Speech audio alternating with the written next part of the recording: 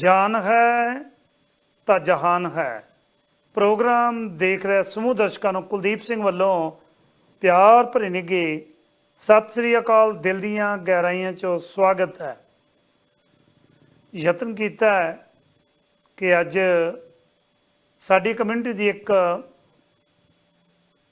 ਜਿਨ੍ਹਾਂ ਦੀ ਬਕਾਇਦਾ ਜਾਣ ਪਛਾਣ ਆ ਬ੍ਰਿਟਿਸ਼ ਕੋਲੰਬੀਆ ਦੇ ਵਿੱਚ ਪੰਜਾਬੀ ਨਿਊਰੋਲੋਜਿਸਟ ਤੁਹਾਨੂੰ ਖਾਸ ਕਰਕੇ ਘੱਟ ਮਿਲਦੇ ਆ, ਅਤੇ ਖਾਸ ਕਰਕੇ ਮੇਰੇ ਸ਼ਹਿਰ ਰਿਚਮੰਡ ਦੇ ਵਿੱਚ ਜਿਨ੍ਹਾਂ ਦਾ ਨਾਮ ਹੈ ਉਹਨਾਂ ਕੋਲ ਅਪੁਆਇੰਟਮੈਂਟ ਤੁਸੀਂ ਆਪ ਸਿੱਧੇ ਨਹੀਂ ਜਾ ਸਕਦੇ, ਬਲਕਿ ਫੈਮਿਲੀ ਡਾਕਟਰ ਜਿੰਨਾ ਚਿਰ ਰੈਫਰ ਨਹੀਂ ਕਰਦਾ ਉਨਾ ਚਿਰ ਦਿਮਾਗ ਦੀਆਂ ਨਾੜੀਆਂ ਦੇ ਐਕਸਪਰਟ ਕਹਾਂਗਾ ਮੈਂ। ਹੁਣ ਕਹਿਣ ਨੂੰ ਤਾਂ ਅੰਗਰੇਜ਼ੀ 'ਚ ਨਿਊਰੋਲੋਜਿਸਟ ਕਹਿੰਦੇ ਆ, ਦਿਮਾਗ ਦੀਆਂ ਨਾੜੀਆਂ ਦੇ ਮਾਹਰ ਡਾਕਟਰ ਗੁਰਲੀਨ ਕੌਰ ਅਟਵਾਲ ਅੱਜ ਪ੍ਰੋਗਰਾਮ ਦੇ ਵਿੱਚ ਸੱਦਾ ਦਿੱਤਾ ਉਹਨਾਂ ਨੂੰ। ਆਓ ਉਹਨਾਂ ਦਾ ਕਰਦੇ ਹਾਂ ਸਵਾਗਤ। ਡਾਕਟਰ ਅਟਵਾਲ ਜੀ, ਸਭ ਤੋਂ ਪਹਿਲਾਂ ਜਾਨ ਹੈ ਤਾਂ ਜਹਾਨ ਹੈ ਦੇ ਸਾਂਝਾ TV ਤੇ ਦਿਲ ਦੀਆਂ ਗਹਿਰਾਈਆਂ 'ਚ ਸਵਾਗਤ। ਸਭ ਤੋਂ ਵੱਡੀ ਗੱਲ ਇਹ ਹੈ ਕਿ ਅੱਜ ਕੱਲ੍ਹ ਪ੍ਰੋਗਰਾਮ ਜਿੱਥੇ ਬੈਲ ਤੇ ਟੈਲਸ ਤੇ ਚੱਲਦਾ ਸੀ, ਰੋਜਰਸ ਤੇ ਵੀ ਦੇਖਿਆ ਜਾ ਰਿਹਾ ਇਸ ਵੇਲੇ ਲਾਈਵ। ਭਾਰਤ ਦੇ ਵਿੱਚ ਜੀਓ ਦੇ ਉੱਤੇ ਵੀ ਵੱਡੀ ਤਾਦਾਦ ਦੇ ਵਿੱਚ ਲੋਕ ਇਸ ਪ੍ਰੋਗਰਾਮ ਨੂੰ ਦੇਖ ਰਹੇ ਨੇ। 3 ਕਰੋੜ ਤੋਂ ਵੱਧ ਸਬਸਕ੍ਰਾਈਬਰ ਜੀਓ ਦੇ ਨੇ ਜਿਹੜੇ ਬਕਾਇਦਾ ਇਸ ਵੇਲੇ ਭਾਰਤ ਦੇ ਵਿੱਚ ਇਸ ਪ੍ਰੋਗਰਾਮ ਨੂੰ ਲਾਈਵ ਦੇਖ ਰਹੇ ਨੇ। ਸੋ ਬੜੀ ਖੁਸ਼ੀ ਦੀ ਗੱਲ ਹੈ ਕਿ ਉਸ ਪ੍ਰੋਗਰਾਮ ਦੇ ਵਿੱਚ ਉਸ ਟੈਲੀਵਿਜ਼ਨ 'ਤੇ ਭਾਵੇਂ ਸੋਸ਼ਲ ਮੀਡੀਆ ਦੇ ਵਿੱਚ ਸਾਡੇ ਅਜੇ ਯਤਨ ਕਰ ਰਹੇ ਹਾਂ ਕਿ ਸੋਸ਼ਲ ਮੀਡੀਆ ਦੇ ਵਿੱਚ ਵੀ ਇਹਦੀ ਵੱਧ ਤੋਂ ਵੱਧ ਗੱਲਬਾਤ ਹੋਵੇ, ਪਰ ਸਾਡੇ ਜਿਹੜੇ ਟੈਲਸ, ਬੈਲ ਅਤੇ ਰੋਜਰਸ ਦੇ ਜਿਹੜੇ ਚੈਨਲ ਨੇ ਉਹਨਾਂ ਦੇ ਉੱਤੇ ਲਾਈਵ ਇਹ ਪ੍ਰੋਗਰਾਮ ਦੇਖ ਰਹੇ ਨੇ ਸਾਰੇ ਦਰਸ਼ਕ। ਤੁਹਾਡੇ ਬਾਰੇ, ਕਿਉਂਕਿ ਤੁਹਾਡੇ 'ਤੇ ਬੜਾ ਪ੍ਰਾਊਡ ਹੈ ਕਿ ਪਿਤਾ ਜੀ ਐਜੂਕੇਸ਼ਨ ਵਾਲੇ ਪਾਸੇ ਤੁਰੇ। ਅੱਜ ਵੀ ਭਾਵੇਂ ਲੋਕੀ ਬਹੁਤਿਆਂ ਨੂੰ ਹੁੰਦਾ ਕਿ 60 ਵਰ੍ਹਿਆਂ ਦੇ ਹੋਏ ਨਹੀਂ, 65 ਦੇ ਰਿਟਾਇਰਮੈਂਟ ਲੈ ਕੇ ਘਰੇ ਬਹਿ ਜਾਓ, ਉਹ ਕਹਿੰਦੇ ਵੀ ਰਿਟਾਇਰ ਨਹੀਂ ਹੋਣਾ, ਵਿੱਦਿਆ ਨਾਲ ਜਿਹੜਾ ਸੰਬੰਧਿਤ ਹੈ ਨਾ, ਵਿੱਦਿਆ ਦੇ ਨਾਲ ਹੀ ਸੰਬੰਧ ਰਹਿਣਾ। ਅਤੇ ਅੱਜ ਵੀ ਵਿੱਦਿਆ ਪੜ੍ਹਾ ਰਹੇ ਨੇ। ਉਸੇ ਵਿੱਦਿਆ ਦੇ ਵਿੱਚੋਂ ਤੁਹਾਡੇ ਮਨ ਦੇ ਵਿੱਚ ਕਿਉਂਕਿ ਜਦੋਂ ਬੱਚਾ ਹਾਈ ਸਕੂਲ ਜਾਂਦਾ ਹੈ ਨਾ, ਹਾਈ ਸਕੂਲ ਦੇ ਵਿੱਚ ਕੀ ਹੁੰਦਾ ਹੈ ਕਿ ਪਹਿਲਾਂ ਹੀ ਬੱਚੇ ਵਾਸਤੇ ਪੇਰੈਂਟ ਸੋਚਣਾ ਸ਼ੁਰੂ ਕਰ ਦੇਣ, ਮੈਂ ਆਪਣੇ ਬੇਟੇ ਨੂੰ ਡਾਕਟਰ ਬਣਾਉਣਾ ਹੈ, ਆਪਣੀ ਬੇਟੀ ਨੂੰ ਵਕੀਲ ਬਣਾਉਣਾ ਹੈ, ਇਹਨੂੰ ਮੈਂ ਇੰਜੀਨੀਅਰ ਬਣਾਉਣਾ ਹੈ। ਪਰ ਇਹ ਨਹੀਂ ਕਦੇ ਪੁੱਛਦੇ ਵੀ ਬੇਟਾ ਤੂੰ ਕੀ ਬਣਨਾ ਹੈ। ਕਦੇ ਪਾਪਾ ਜੀ ਨੇ ਪੁੱਛਿਆ ਤੁਹਾਨੂੰ ਵੀ ਬੇਟਾ ਤੂੰ ਕੀ ਬਣਨਾ ਹੈ, ਜਾਂ ਸਿੱਧਾ ਹੀ ਤੁਹਾਡੇ ਮਨ ਦੇ ਵਿੱਚ ਆ ਗਿਆ ਕਿ ਮੈਂ ਤਾਂ ਮੈਡੀਕਲ ਹੀ ਕਰਨੀ? ਮੇਰੀ ਜਰਨੀ ਮੈਂ ਪਹਿਲੇ ਐਕਚੁਅਲੀ ਮੈਨੂੰ ਇੰਨਾ ਪਤਾ ਸੀ ਕਿ ਮੈਂ ਮੈਡੀਕਲ ਫੀਲਡ ਵਿੱਚ ਜਾਣਾ। ਤੁਹਾਨੂੰ ਪਤਾ ਸੀ? ਯੈਸ, ਪਰ ਇਹ ਨਹੀਂ ਪਤਾ ਸੀ ਵੀ ਮੈਂ ਡਾਕਟਰ ਬਣਨਾ। ਉਹ ਮੈਨੂੰ ਹੌਲੀ ਹੌਲੀ ਬਾਅਦ ਵਿੱਚ ਪਤਾ ਲੱਗਿਆ, ਤਾਂ ਕਿ ਮੈਂ ਪਹਿਲੇ ਆਕੂਪੇਸ਼ਨਲ ਥੈਰੇਪੀ ਕੀਤੀ ਸੀ।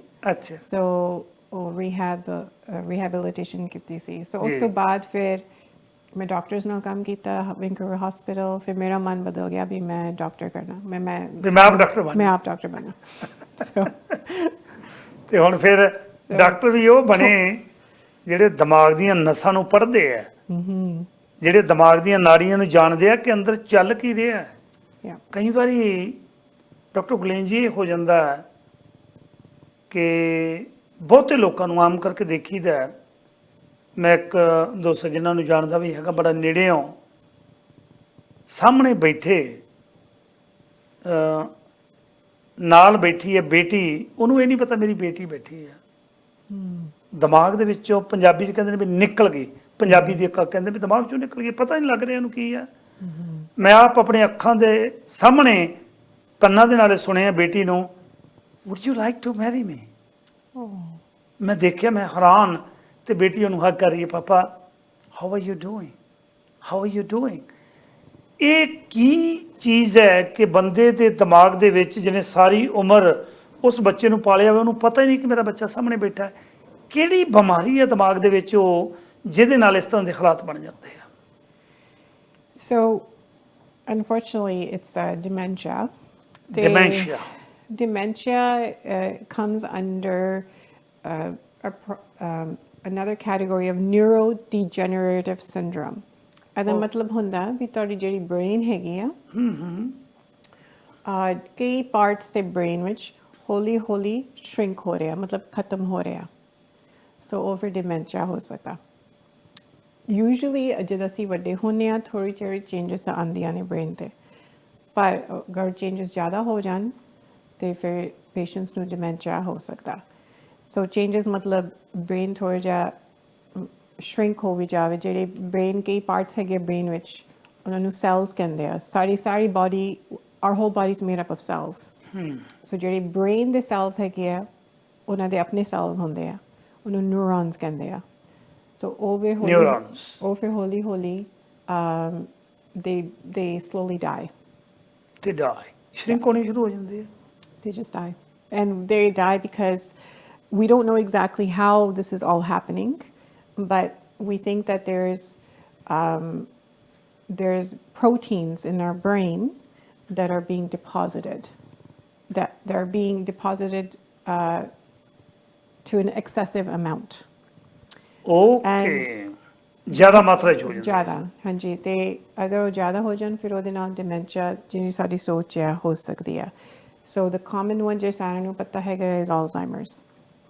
ਸੋ ਆਲਜ਼ਾਈਮਰਸ, ਡਿਮੈਂਸ਼ੀਆ, ਉਹ ਸੋ ਡਿਮੈਂਸ਼ੀਆ ਕੈਟੇਗਰੀ ਹੈਗੀ, ਤਰ੍ਹਾਂ ਦੇ ਡਿਮੈਂਸ਼ੀਆ ਹੁੰਦੇ ਆ। ਸੋ ਆਲਜ਼ਾਈਮਰਸ ਹੁੰਦਾ, ਲੂਈ ਬਾਡੀ ਡਿਮੈਂਸ਼ੀਆ ਹੁੰਦਾ, ਪਾਰਕਿੰਸਨਸ ਡਿਮੈਂਸ਼ੀਆ ਹੁੰਦਾ, ਤੇ ਹੋਰ ਤਰ੍ਹਾਂ ਦੇ ਹੁੰਦੇ ਆ ਡਿਮੈਂਸ਼ੀਆ। ਓਕੇ, ਪਾਰਕਿੰਸਨ ਵੀ ਇਸੇ 'ਚ ਹੀ ਆਉਂਦਾ ਹੈ। Parkinson's, so all these categories are under neurodegenerative, and then under dementia, you can get dementia from Parkinson's. And there's a different type of dementia called Lewy body, and then there's Alzheimer's. And the main one that everybody knows about is Alzheimer's. So, ਜਿਹੜੀ ਹੁਣ ਅਸੀਂ symptom ਤੇ ਦੇਖਦੇ ਹਾਂ ਵੀ symptoms ਤੇ patients ਕੀ ਹੈਗੇ ਆ ਜੋ ਸਾਨੂੰ ਲੱਗਦਾ ਵੀ ਇਹ ਤਰ੍ਹਾਂ ਦਾ dementia ਹੈਗਾ। ਸੋ ਜਿਹੜੀ ਆਲਜ਼ਾਈਮਰਸ ਹੁੰਦੀ ਹੈ ਯੂਜੂਅਲੀ ਸਭ ਤੋਂ ਪਹਿਲਾ ਸਿੰਪਟਮ ਹੁੰਦਾ ਵੀ ਉਹਨਾਂ ਦੀ ਮੈਮਰੀ, ਜਿਹੜੀ ਸ਼ਾਰਟ ਟਰਮ ਮੈਮਰੀ ਹੁੰਦੀ ਹੈ ਥੋੜ੍ਹੀ ਜਿਹੀ ਉਹ ਚਲੀ ਜਾਂਦੀ ਹੈ। ਉਹ ਹੌਲੀ ਹੌਲੀ ਚਲੀ ਜਾਂਦੀ ਹੈ ਓਵਰ ਟਾਈਮ, ਹੌਲੇ ਯਾਨੀ ਕਿ ਬੰਦਾ ਸਾਹਮਣੇ ਖੜਾ ਹੈ ਉਹਦਾ ਨਾਮ ਨਹੀਂ ਯਾਦ ਆ ਰਿਹਾ, ਸਾਰੀ ਉਮਰ ਉਹਨੂੰ ਨਾਲ ਮਿਲਿਆ।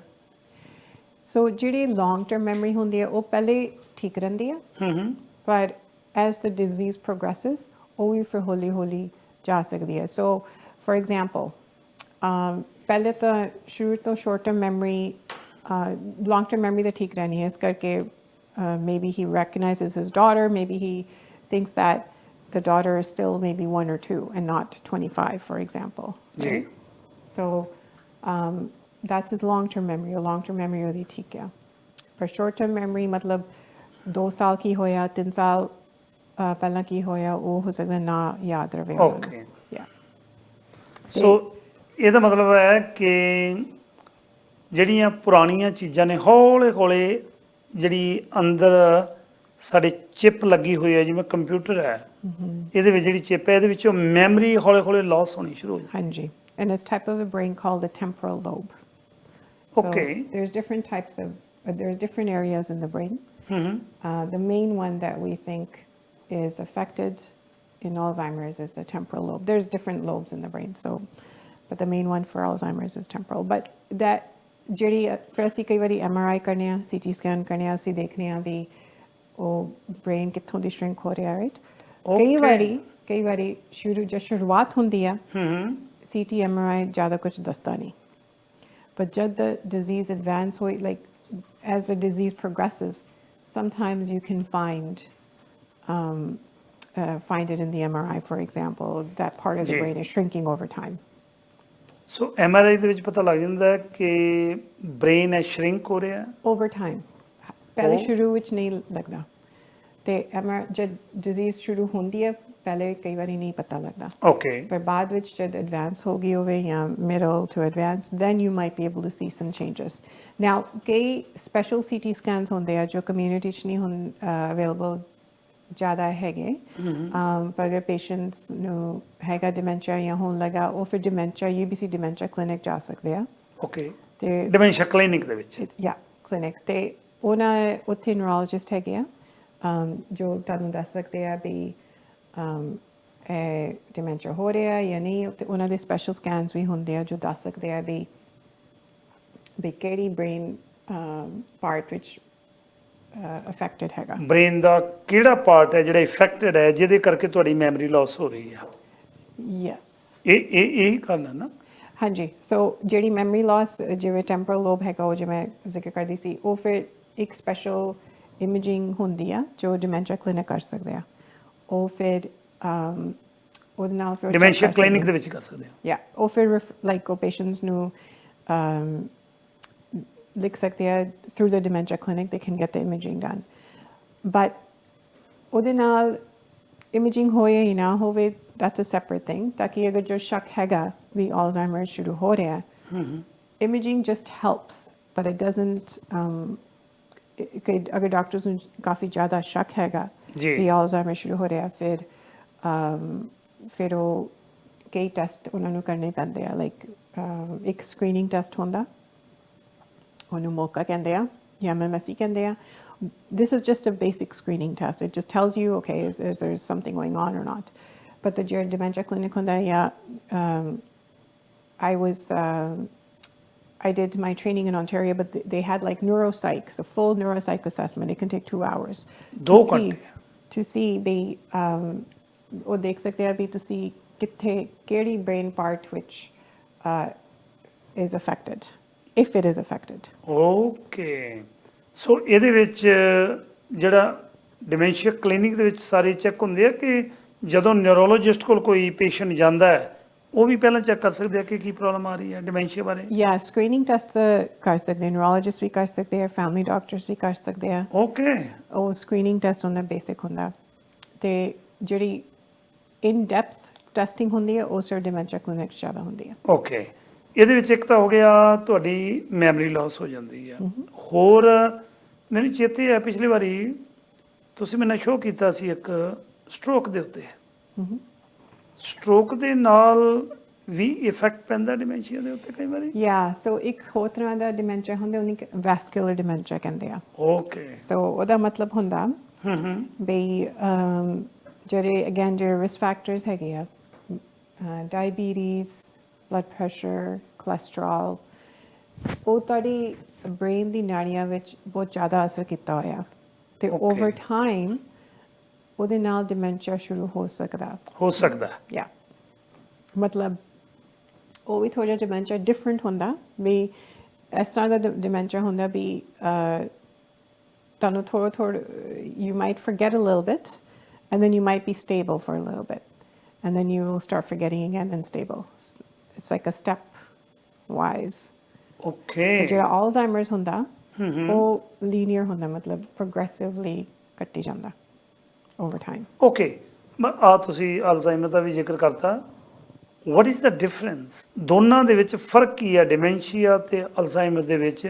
ਹੁਣ ਇਹ ਨਹੀਂ ਪਤਾ ਲੱਗਦਾ ਵੀ ਹੈ ਕੀ ਹੈ ਤਾਂ ਉਹੀ ਯਾਦਾਸ਼ਤ ਘਟ ਗਈ ਹੈ ਬਸ ਦੈਟਸ ਇਟ ਆਪਾਂ ਪੰਜਾਬੀ ਲੋਕ ਤਾਂ ਇਹ ਕਹਿੰਦੇ ਵੀ ਯਾਦਾਸ਼ਤ ਘਟ ਗਈ ਆਦੀ ਦਿਮਾਗ ਚੋਂ ਨਿਕਲ ਗਈ ਹੈ ਕਈ ਵਾਰੀ ਇਹ ਵੀ ਕਹਿ ਦਿੰਦੇ ਆ ਵੀ ਦਿਮਾਗ ਨਹੀਂ ਉਹਦੇ ਸਮਝ ਨਹੀਂ ਆ ਰਹੀ ਉਹਨੂੰ ਪਤਾ ਨਹੀਂ ਲੱਗ ਰਿਹਾ ਸੋ ਜਿਹੜਾ Alzheimer's ਹੈਗਾ Alzheimer is a type of dementia is a big category so there's different types of dementia but ਜਿਹੜੀ Alzheimer's ਹੈਗੀ is one type so memory is the main issue for the Alzheimer's okay so ਕਈ age related changes ਹੁੰਦੀਆਂ ਨੇ ਸਾਰਿਆਂ ਨੂੰ right but usually ਜਿਵੇਂ ਮੈਂ last time ਜ਼ਿਕਰ ਕੀਤਾ ਸੀ ਫੈਮਿਲੀ ਮੈਂਬਰਸ ਨੂੰ ਜ਼ਿਆਦਾ ਪਤਾ ਲੱਗਦਾ ਵੀ ਕੋਈ ਪ੍ਰੋਬਲਮ ਹੋ ਰਹੀ ਹੈ ਜਾਂ ਨਹੀਂ ਤਾਂ ਕਿ ਉਹਨਾਂ ਨੂੰ ਆ ਪਤਾ ਹੁੰਦਾ ਵੀ ਉਹਨਾਂ ਦੇ ਮਾਮ ਔਰ ਡੈਡ ਕਿਸ ਤਰ੍ਹਾਂ ਸੀਗੇ ਰਾਈਟ ਤੇ ਅਗਰ ਉਹਨੂੰ ਨੋਟਿਸ ਕੀਤਾ ਵੀ ਮੈਮਰੀ ਥੋੜੀ ਜਾ ਰਹੀ ਹੈ ਜਾਂ ਉਹਦੀ ਆਦਤਾਂ ਚੇਂਜ ਹੋ ਰਹੀਆਂ ਜਾਂ ਕੋਈ ਗੜਬੜ ਹੈਗੀ ਹੈ ਇਟਸ ਵੈਰੀ ਇੰਪੋਰਟੈਂਟ ਵੀ ਤੁਸੀਂ ਫੈਮਿਲੀ ਮੈਂਬਰਸ ਨੂੰ ਨਾਲ ਲੈ ਕੇ ਆਓ ਡਾਕਟਰ ਦੇ ਨਾਲ ਤਾਂ ਕਿ ਫੈਮਿਲੀ ਮੈਂਬਰਸ ਤੋਂ ਜ਼ਿਆਦਾ ਸਾਨੂੰ ਸਟੋਰੀ ਮਿਲਦੀ ਆ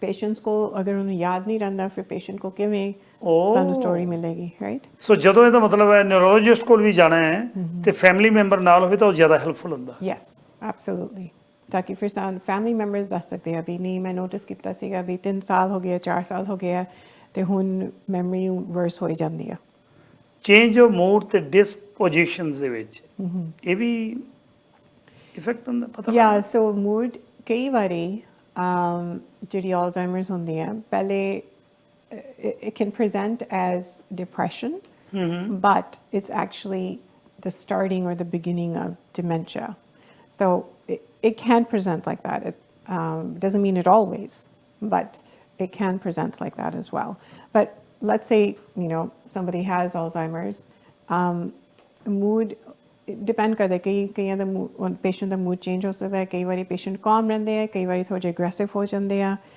ਫਰਸਟ੍ਰੇਟਡ ਹੋ ਜਾਂਦੇ ਆ। ਸੋ ਇਸ ਤਰ੍ਹਾਂ ਦੀ ਮੂਡ ਚੇਂਜਸ ਤਾਂ ਆਉਣਗੀਆਂ as a disease mood progresses. Change ਹੁੰਦੀ ਆ। ਯਾ ਹੋ ਸਕਦਾ।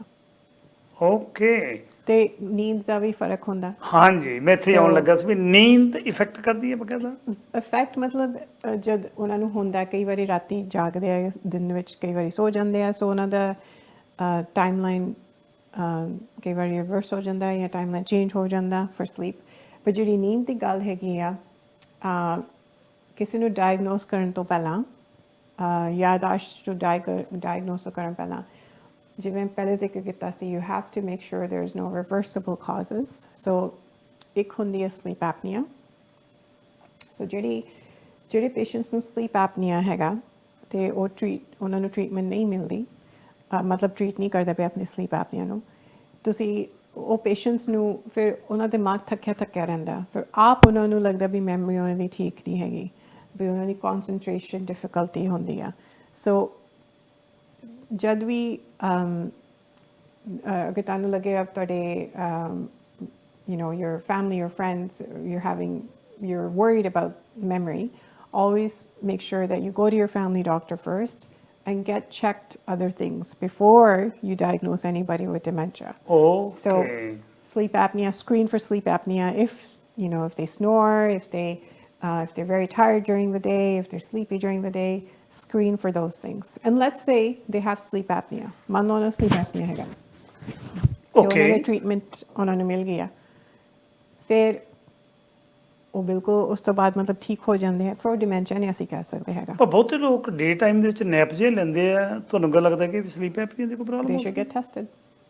ਟੈਸਟ ਕਰਨ ਦੇ ਕੋਈ there's no harm in getting tested. ਇਹ ਟੈਸਟ ਕਰਨ ਦੇ ਲਈ ਨਿਊਰੋਲੋਜਿਸਟ ਆਪ ਚੈੱਕ ਕਰਦੇ ਆ ਜਾਂ ਅੱਗੇ ਸਲੀਪ ਐਪਨੀਆ ਵਾਲੇ ਡਾਕਟਰ ਨੂੰ ਰੈਫਰ ਕਰਦੇ ਆ? No, so ਜਿਹੜੇ ਫੈਮਿਲੀ ਡਾਕਟਰਸ ਹੈਗੇ ਆ ਉਹ ਤੁਹਾਨੂੰ ਰੈਫਰ ਕਰ ਸਕਦੇ ਆ ਫॉर ਦ ਸਲੀਪ ਟੈਸਟ। ਕਈ ਹੁਣ ਕੰਪਨੀਆਂ ਹੈਗੀਆਂ ਨੇ ਜੋ ਸਲੀਪ ਟੈਸਟ ਕਰ ਸਕਦੀਆਂ, ਉਹ ਘਰ ਆ ਕੇ ਮਸ਼ੀਨ ਤੁਸੀਂ ਆਪ ਲਾ ਸਕਦੇ ਆ ਅਤੇ ਟੈਸਟ ਕਰ ਸਕਦੇ ਆ।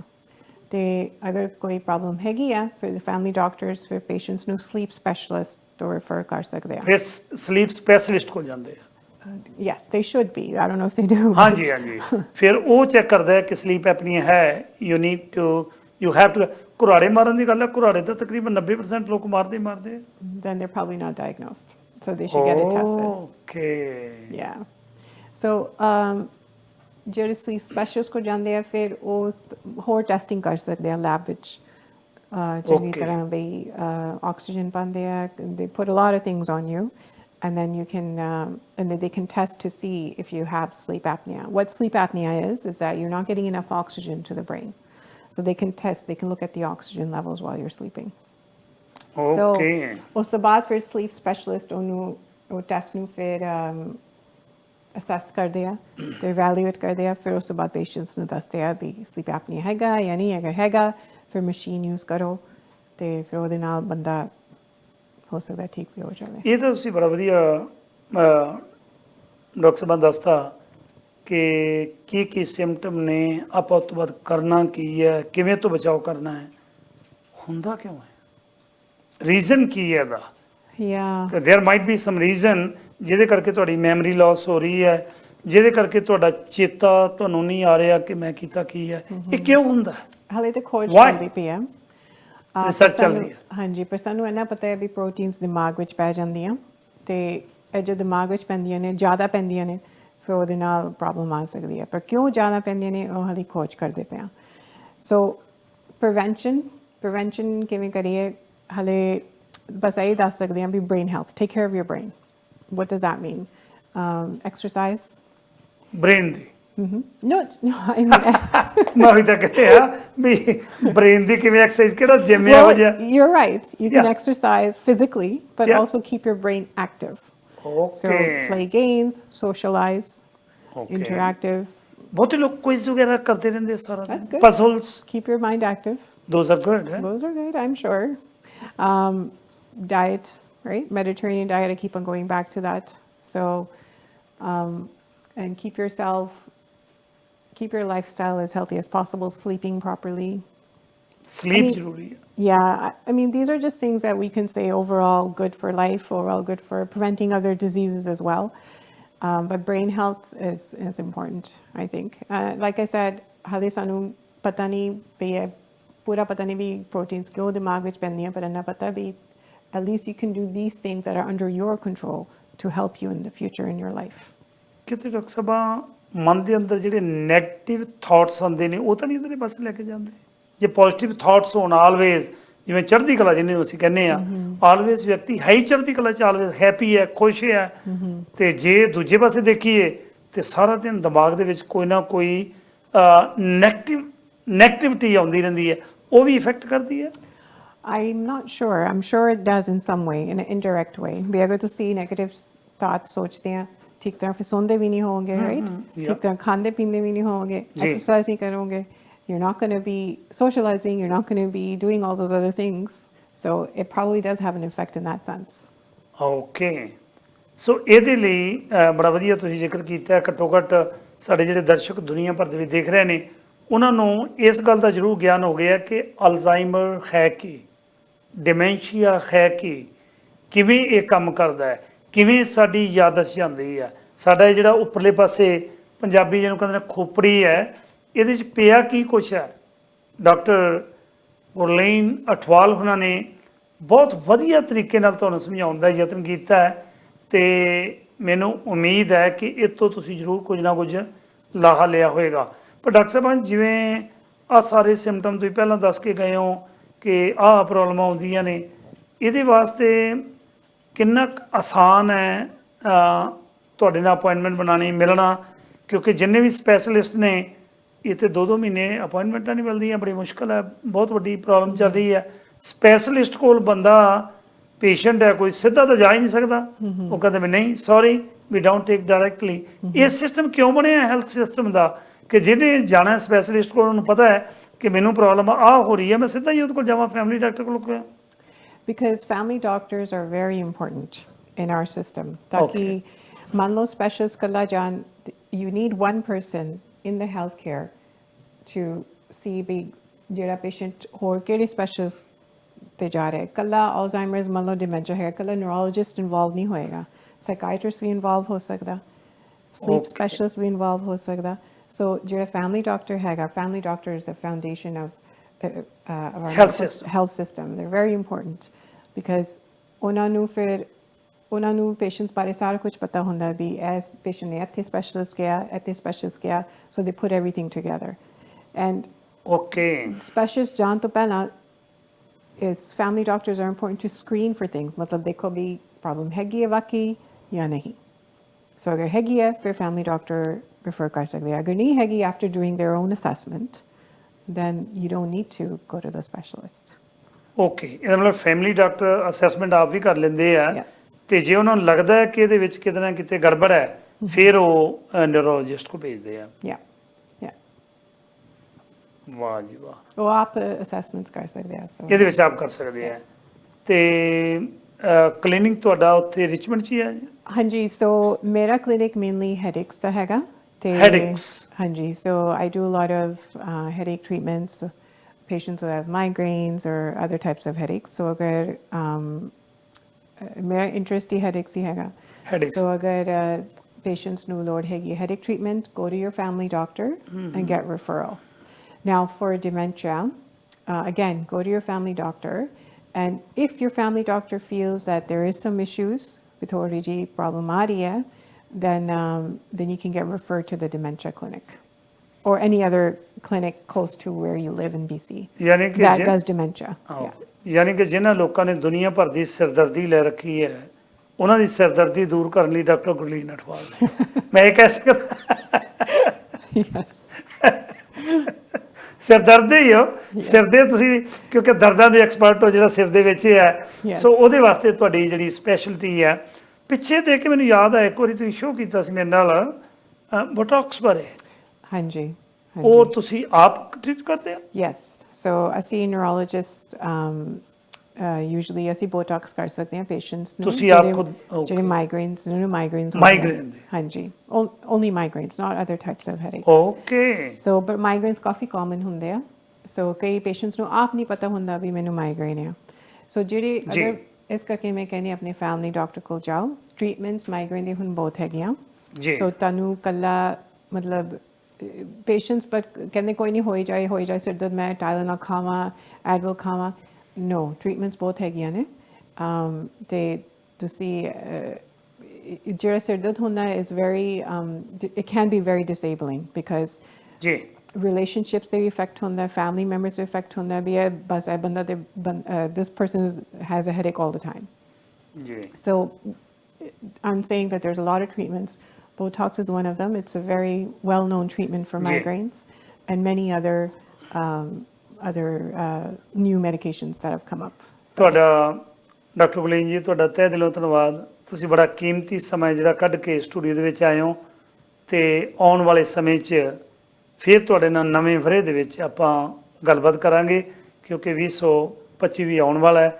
ਸਾਡੀਆਂ ਸ਼ੁਭ ਇੱਛਾਵਾਂ ਇਸੇ ਤਰ੍ਹਾਂ ਚੜ੍ਹਦੀ ਕਲਾ 'ਚ ਰਹਿ ਕੇ ਮਨੁੱਖਤਾ ਦੀ ਸੇਵਾ ਕਰਦੇ ਰਹੋ ਅਤੇ ਆਉਣ ਵਾਲੇ ਸਮੇਂ ਫਿਰ ਮਿਲਦੇ ਹਾਂ। ਰੱਬ ਰਾਖਾ ਜੀ। Thank you.